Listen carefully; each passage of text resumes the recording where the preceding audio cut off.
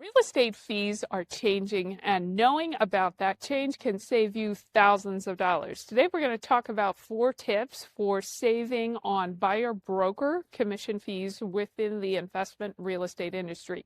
So, just to be clear, we're talking about cooperating commission fees, which is where a broker lists a property for sale and offers a commission to another agent who brings a buyer. So, those two working together is called a cooperating agent commission, and this fee is typically paid by the seller in order for both agents to work together.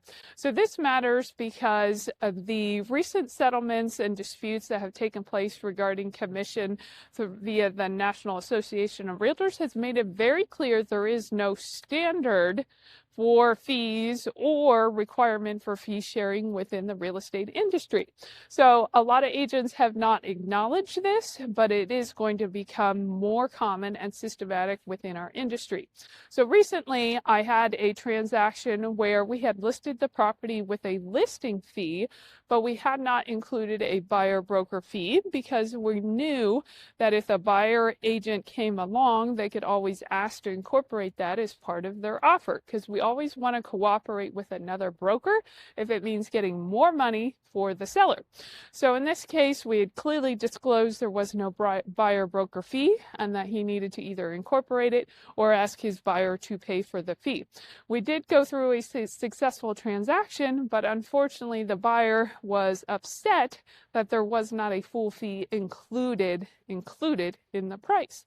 But this is really a reflection of the fact that the times are changing and people need to be able to adapt to the fact that it's not always, this is always how it's done, thus it needs to be done this way. So if you're a seller getting ready to go out and list your property for sale, understand that there can be 2 sides to that fee, and discuss that with your broker so that there's open communication about how you want to handle that. So be aware that a listing broker can offer a cooperating fee, but oftentimes, if they list the property for a certain number, they may choose, if they have the opportunity, to try and sell the property themselves instead of cooperating with another agent so that they can keep the full fee. So this is unfortunately kind of a conflict of interest for that listing broker because they want the full fee and they don't want to cooperate with another broker and share it if they don't have to. So this can be counteracted quite effectively by uncoupling the listing fee from the buyer broker fee and just simply doing a stack where you say this is the fee for the listing side, and if there's another buyer broker involved, we pay a separate fee for them. That then uncouples it so that the listing broker knows this is their commission and there's no conflict of interest about whether they share with another broker or not. So that's really a better way to go about that. That's how we approach listings whenever we do a listing, and we encourage other agents to approach it in the same way so that the owner's interest is protected, but the broker is also fairly compensated, especially if there's another buyer broker within the deal. So again, these things can all be discussed within a listing agency relationship, but just make sure that you discuss that with your agent. Now, it's a really important note on the state law requirements. Oftentimes, a lot of both buyers and sellers assume that if there's only one agent in the transaction, that agent is acting as a dual agent and representing them both. However, that's not necessarily the case. So in Pennsylvania, dual agency is permitted, it is legal, but it must be clearly disclosed to both parties who agree to it.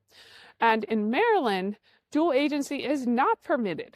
So what happens if there's only one agent in a transaction?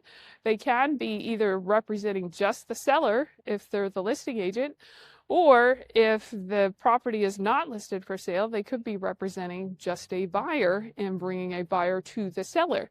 So make sure if you're involved in a transaction with a broker, you understand who they are representing. And just because there's one agent does not mean they're automatically representing both of you. Now, it's hard to have like a clear, there's no conflict when you're trying to work with both a buyer and the seller. So I find that it's really better just to say I'm clearly representing one side, and I can be assisting the buyer, or maybe I'm assisting the seller and bringing them a buyer, but I'm not representing them, and there's a clear difference. So this all comes down to common sense. If you discuss clearly who you're working with and which side, so to speak, that you're on, all the parties involved can make a very informed decision, and it can work out well from a financial standpoint for the seller as well as the prospective buyer agent who brings it into the deal. So those are 4 different tips that I hope can help you if you're considering selling your property and discussing a commission with your listing broker, or if your buyer coming in and working directly with the listing broker. Those should help you understand what position and footing you're on.